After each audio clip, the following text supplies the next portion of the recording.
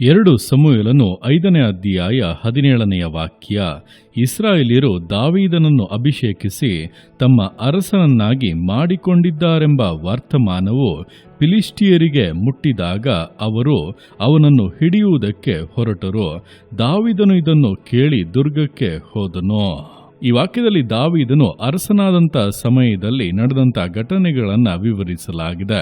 ನೋಡುವಂಥ ಸಮಯದಲ್ಲಿ ದೇವರು ದಾವೀದನನ್ನು ಆರಿಸಿಕೊಂಡು ಅವನನ್ನು ಅರಸನಾಗಿ ಅಭಿಷೇಕಿಸಿದ ನಂತರ ಸುಮಾರು 20-22 ವರ್ಷಗಳ ನಂತರ ಅವನು ಇಡೀ ಇಸ್ರಾಯೇಲ್ಯರ ಮೇಲೆ ಅರಸನಾಗಿ ನೇಮಕವಾಗುತ್ತಾ ಇದ್ದಾನೆ. ಈ ರೀತಿಯಾಗಿ ಎಲ್ಲ ಇಸ್ರಾಯೇಲರು ಕೂಡ ಸೇರಿ ಅವನನ್ನು ಅರಸನನ್ನಾಗಿ ಅಭಿಷೇಕಿಸಿದ್ದಾರೆ ಎಂಬಂಥ ವರ್ತಮಾನವು ಫಿಲಿಷ್ಟಿಯರಿಗೆ ಮುಟ್ಟಿದ ಕೂಡಲೇ ಅವರು ಅವನನ್ನು ಹಿಡಿಯುವುದಕ್ಕೆ ಹೊರಟು ಬಂದರು.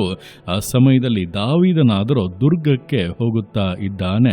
ಅಂದರೆ ಶತ್ರುಗಳು ಬರುತ್ತಾ ಇದ್ದಾರೆ.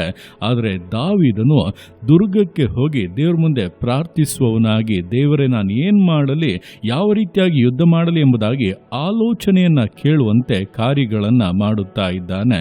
ಸಾಧಾರಣವಾಗಿ ಯೋಚಿಸಿ ನೋಡುವಾಗ ಈಗಾಗಲೇ ದಾವೀದನಿಗೆ ಅನೇಕ ಅನುಭವಗಳಿದೆ. ಹಲವು ಬಾರಿ ಅವನು ಯುದ್ಧಗಳನ್ನು ಮಾಡಿ ಜಯವನ್ನ ಹೊಂದಿದ್ದಾನೆ. ಹಾಗೆ ಯಹೂದ್ಯರ ಮೇಲೆ 7 ವರ್ಷಗಳು ಅರಸನಾಗಿ ಆಳ್ವಿಕೆಯನ್ನು ಕೂಡ ಮಾಡಿದ್ದಾನೆ. ಆಗಲೂ ಕೂಡ ಸೌಲನ ಮನೆಯವರ ಜೊತೆಯಲ್ಲಿ ಯುದ್ಧಗಳು ನಡೆಯುತ್ತಲೇ ಇತ್ತು. ಅದರಲ್ಲಿ ದಾವೀದನು ಜಯಗಳನ್ನು ಹೊಂದುತ್ತಲೇ ಇದ್ದನು. ಈ ರೀತಿಯಾಗಿ ಹಲವಾರು ಯುದ್ಧಗಳನ್ನು ನೋಡಿ ಈಗ ಜಯವನ್ನು ಕೂಡ ಕಂಡು ಇಡೀ ಇಸ್ರಾಯೇಲ್ಯರ ಮೇಲೆ ಅರಸನಾಗಿ ನೇಮಕವಾದ ನಂತರ ಯುದ್ಧ ಬಂದ ಕೂಡಲೇ ದಾವೀದನು ಯುದ್ಧ ಮಾಡುವುದಕ್ಕೆ ಹೋಗದೆ ದೇವರ ಸಮ್ಮುಖದಲ್ಲಿ ಆತನ ಆಲೋಚನೆಯನ್ನ ಕೇಳುವಂತೆ ಪ್ರಾರ್ಥಿಸುತ್ತಾ ಇದ್ದಾನೆ. ಅಂದ್ರೆ ಜಯದ ಮೇಲೆ ಜಯ ಸಿಗುತ್ತಾ ಇದೆ, ಎಲ್ಲವೂ ಕೂಡ ಅನುಕೂಲವಾಗಿಯೇ ನಡೆಯುತ್ತಾ ಇದೆ, ದೇವರು ವಾಗ್ದಾನ ಮಾಡಿದಂತೆ ಆಶೀರ್ವಾದಗಳು ಕೂಡ ಬರುತ್ತಾ ಇದೆ ಅಂದುಕೊಂಡು ಮನಸ್ಸಿಗೆ ಬಂದ ಹಾಗೆ ಆ ಒಂದು ಉದ್ವೇಗದಲ್ಲಿ ಅವನು ಕಾರ್ಯಗಳನ್ನು ಮಾಡದೆ ಏನೇ ಆದರೂ ಕೂಡ ಕರ್ತನ ಆಶ್ರಯ, ಆತನ ಆಲೋಚನೆಯ ಪ್ರಕಾರವಾಗಿಯೇ ನನ್ನ ಜೀವಿತವನ್ನು ನಡೆಸುವುದು ಎಂಬುದಾಗಿ ಆತನಿಗೆ ಮೊದಲ ಪ್ರಾಧಾನ್ಯತೆಯನ್ನು ಕೊಟ್ಟು ಶತ್ರುಗಳು ಬರುವಾಗ ದೇವರ ಮುಂದೆ ಪ್ರಾರ್ಥಿಸಿ ಆತನು ಕೊಟ್ಟಂತ ಆಲೋಚನೆಯ ಪ್ರಕಾರವಾಗಿ ಕಾರ್ಯಗಳನ್ನು ಮಾಡಿದನು. ಶತ್ರುಗಳು ಪೂರ್ಣವಾಗಿ ಅವನ ಮುಂದೆ ಅಡಗಿಸಲ್ಪಡುವಂತೆ ವಿಷಯಗಳು ಬದಲಾದವು.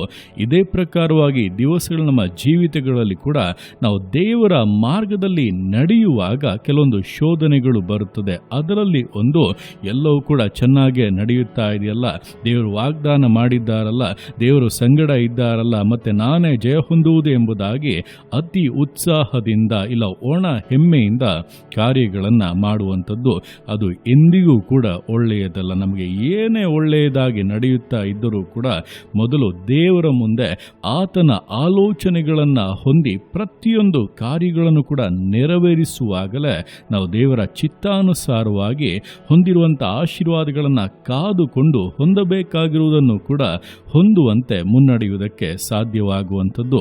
ಎಲ್ಲ ಒಳ್ಳೆಯದಾಗಿದೆ ಅಂದುಕೊಂಡು ಮನಸ್ಸಿಗೆ ಬಂದಂತೆ ಮಾಡಿದರೆ ಕೆಲವೊಂದನ್ನು ನಷ್ಟಪಡಿಸಿಕೊಳ್ಳಬೇಕಂತ ಸಂದರ್ಭಗಳು ಕೂಡ ಬರಬಹುದು. ಆದ್ದರಿಂದ ಎಚ್ಚರಿಕೆಯಾಗಿರಿ, ಸ್ವಂತ ಬಲವನ್ನು ಆಶ್ರಯಿಸಿಕೊಳ್ಳಬೇಡಿ, ಸ್ವಂತ ಜ್ಞಾನದ ಮೇಲೆ ಭರವಸೆಯನ್ನು ಇಡಬೇಡಿ, ಹಾಗೆ ಅತಿ ಉತ್ಸಾಹದಲ್ಲಿ ಕಾರ್ಯಗಳನ್ನು ಮಾಡಬೇಡಿ. ದೇವರ ಮುಂದೆ ತಗ್ಗಿಸಿಕೊಂಡು ದೀನಭಾವದಿಂದ ಆತನ ಆಲೋಚನೆಯ ಪ್ರಕಾರವಾಗಿ ನಡೆಯಿರಿ.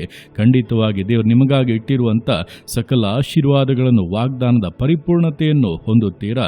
ಆತನು ಅನುಗ್ರಹಿಸುವಂಥ ಜಯದಲ್ಲಿ ಮುನ್ನಡೆಯುತ್ತೀರಾ ಎಂಬುದನ್ನು ತಿಳಿದು ದೇವರ ಕರಗಳಲ್ಲಿ ಸಮರ್ಪಿಸಿ ವಿಧೇಯತೆಯಿಂದ, ದೃಢತೆಯಿಂದ, ಸಮರ್ಪಣೆಯಿಂದ ವಿಶ್ವಾಸ ಜೀವಿತಗಳನ್ನು ಮುನ್ನಡೆಸೋಣ. ದೇವರ ಕರಗಳಲ್ಲಿ ಸಮರ್ಪಿಸಿ ಪ್ರಾರ್ಥಿಸೋಣ. ಯೇಸುವೆ ಸ್ತೋತ್ರ ರಾಜ, ಕೊಟ್ಟಂತ ಈ ದಿವಸಕ್ಕೋಸ್ಕರ ಸ್ತೋತ್ರ ಕರ್ತನೆ. ಈ ದಿವಸ ನಿನ್ನ ಕರಗಳಲ್ಲಿ ಸಮರ್ಪಿಸ್ತಾನೆ. ಪ್ರತಿಯೊಂದು ಜೀವಿತಗಳನ್ನು ನೀನು ಆಳ್ವಿಕೆ ಮಾಡು, ಬಲಪಡಿಸು ಕರ್ತನೆ. ಹೌದಪ್ಪ, ಆ ದಿವಸಗಳಲ್ಲಿ ದಾವೀದನು ಇಸ್ರಾಯೇಲರ ಅರಸನಾಗಿ ಅಭಿಷೇಕಿಸಲ್ಪಟ್ಟ ನಂತರ ಅವನು ಆ ಸ್ಥಾನದಲ್ಲಿ ಕುಳಿತ ಕೂಡಲೇ ಹೆಮ್ಮೆಯಿಂದಾಗಲಿ, ಸ್ವಜ್ಞಾನದಿಂದಾಗಲಿ, ಸ್ವಬಲದಿಂದಾಗಲಿ ಯಾವ ಕಾರ್ಯಗಳನ್ನು ಕೂಡ ಮಾಡದೆ ಶತ್ರುಗಳು ಬರುವಾಗಲೂ ಕೂಡ ನಿನ್ನ ಸನ್ನಿಧಾನದಲ್ಲಿ ನಿನ್ನ ಬಳಿಯಲ್ಲಿ ಅಪ್ಪ ಆಲೋಚನೆಗಳನ್ನು ಕೇಳಿ ಅದರಂತೆ ಕಾರ್ಯಗಳನ್ನು ಮಾಡಿದ್ದರಿಂದ ಅವನು ಜಯದ ಮೇಲೆ ಜಯ ಹೊಂದುತ್ತಾ ವಿಶೇಷವಾಗಿ ಆಶೀರ್ವಿಸಲ್ಪಟ್ಟಂಥ ಜೀವಿತವನ್ನು ಮುನ್ನಡೆಸಿದನು.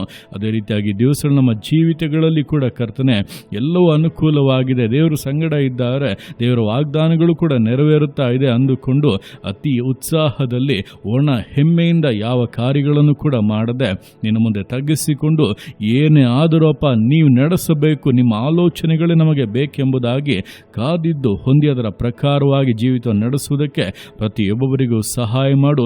ಎಲ್ಲ ಹೋರಾಟಗಳನ್ನು ನೀಗಿಸು, ಶತ್ರುವಿನ ತಡೆಗಳನ್ನು ನೀಗಿಸಪ್ಪ.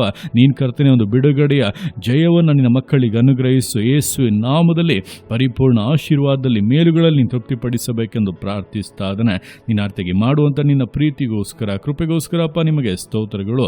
ಪ್ರತಿಯೊಂದು ಜೀವಿತಗಳನ್ನು ಅಪ್ಪ ನಿಮ್ಮ ಕರಗಳಲ್ಲಿ ಸಮರ್ಪಿಸ್ತಾ ಇದ್ದಾನೆ. ಆಶೀರ್ವದಿಸು, ಮಾನಿಸು, ಘನಪಡಿಸು.